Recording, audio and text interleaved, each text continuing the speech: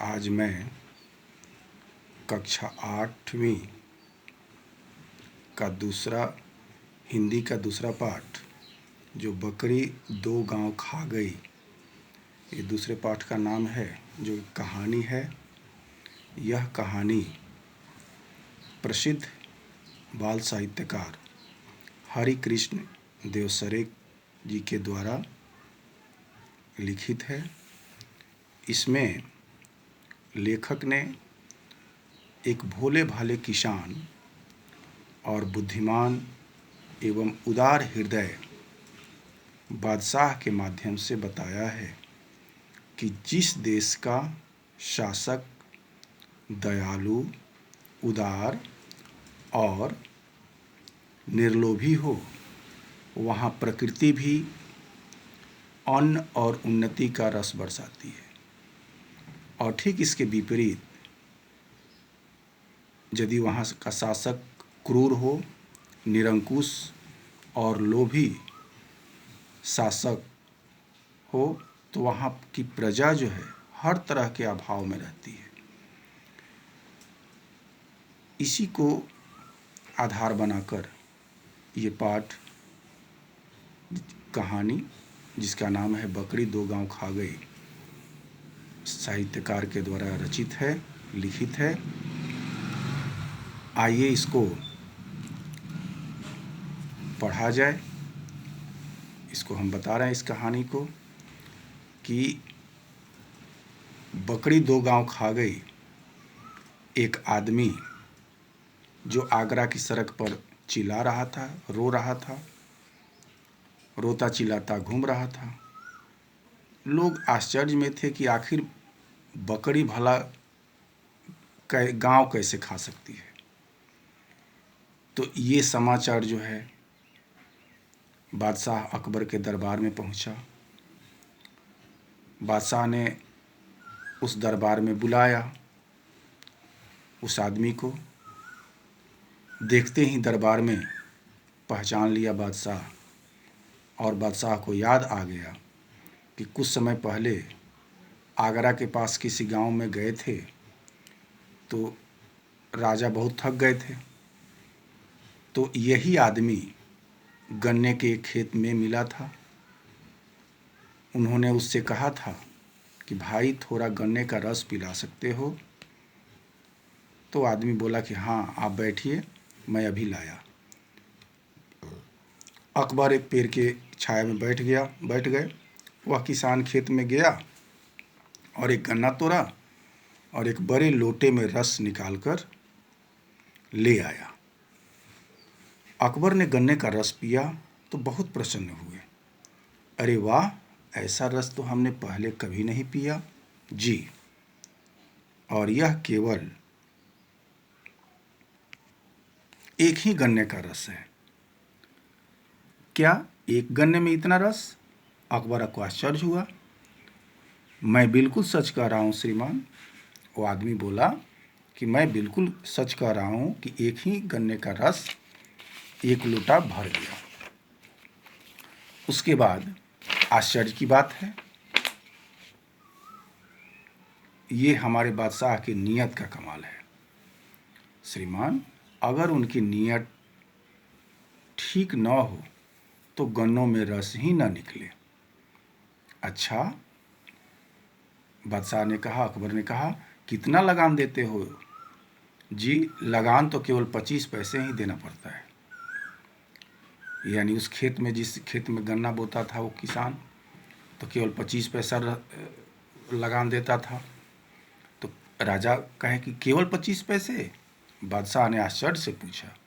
फिर वे सोचने लगे कि ऐसे रस वाले गन्ने के खेत पर काफ़ी रुपए लगान लगाना चाहिए। यानी राजा के नियत में खोट आ गया। वो देखे कि अरे भाई, इतना रस वाला जो गन्ना है इतना निकल रहा है, तो लगान को बढ़ा देना चाहिए, काफ़ी रुपया लगाना चाहिए। ठीक है, अब राजा को खोट हो गया कि चलो भाई, आगरा पहुंचते ही इसका लगान बढ़ा दूंगा। यानी अपने राज दरबार में जाएंगे तो उसका लगान बढ़ा देंगे।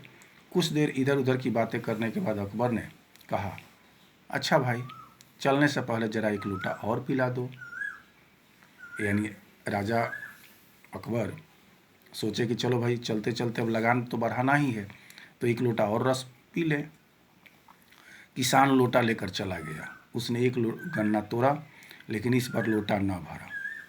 फिर एक के बाद एक 3-4 गन्ने तोड़े, रस नहीं निकला, रस निकला फिर भी लोटा ना भरा।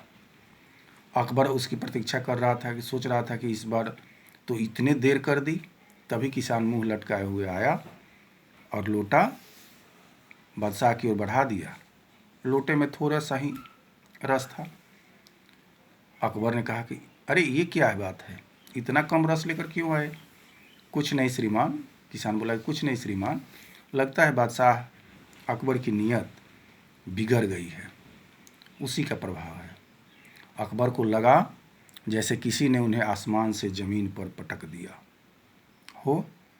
आदमी की नीयत में अंतर आने से क्या पेड़ पौधे पर भी प्रभाव पड़ता है?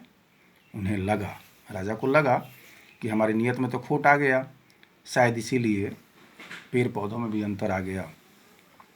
उन्हें लगा जैसे वह साधारण किसान एक बादशाह को मानवता का पाठ पढ़ा रहा है। जहाँ नीयत अच्छी है वहाँ उन्नति होती है, भंडार भरा रहता है। लालच और छोटापन आदमी को कभी सुखी नहीं बनाते। अकबर ने कहा, भाई तुम जानते हो मैं कौन हूँ? किसान संशयपूर्वक बादशाह की ओर देखने लगा।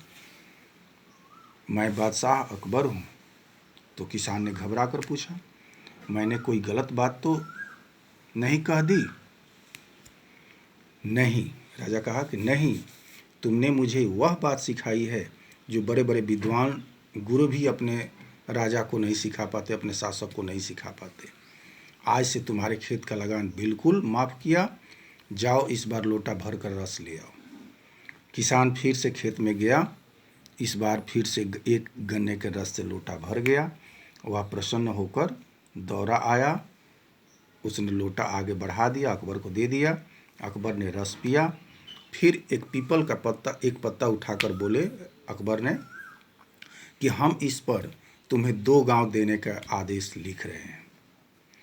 कल आगरा आना और इसका पक्का कागज़ लिखवा लेना। राजा अकबर ने उस किसान से कहा कि हम इस पत्ता पर लिख देते हैं और इस पत्ता को लेकर के आना, और फिर हम आगरा से पक्का कागज़ तुमको लिख करके हम दे देंगे कि तुम्हें 2 गांव देने का आदेश हम इस पत्ते पर लिख देते हैं। तुम्हारे खाने पीने का प्रबंध इन गाँवों की आमदनी से हो जाएगा। किसान ने पीपल का पत्ता रख लिया। अकबर चले गए। किसान काम में लग गया। कुछ देर बाद वह पत्ते की बात को भूल गया कि हाँ, पत्ता पर राजा साहब लिखे हुए हैं। किसान की बकरी आई और उस पत्ते को खा गई। जब किसान को उस पत्ते की याद आई तो उसने देखा कि पत्ता तो अपनी जगह पर नहीं है। वह रोने चिल्लाने लगा। अब भला उसे बादशाह कैसे पहचानेंगे? पत्ता लेकर के जाएगा तब ना पहचानेंगे बादशाह। उस पत्ते को देखे बिना गांव कैसे देंगे? वह ज़ोर ज़ोर से रोता चिल्लाता आगरा पहुंचा। हाय, बकरी 2 गांव खा गई।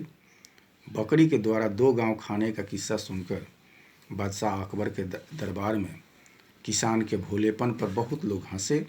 उन्होंने फिर उसे 2 गांव देने का आदेश लिख कर दिया और जाते जाते सावधान किया कि इस बार इन गांवों को बकरी से बचाना, यानी बकरी को खाने मत देना। सारा दरबार कह कहे से गूंज उठा। तो ये कहानी जो है वो राजा की नीयत के बारे में बता रहा है कि जहाँ नीयत अच्छी है तो वहाँ उन्नति होती है, और जहाँ नीयत में खोट आ जाए, यानी लालच और छोटापन आदमी को कभी सुखी नहीं बनाते, हमेशा दुख देता है, कष्ट देता है।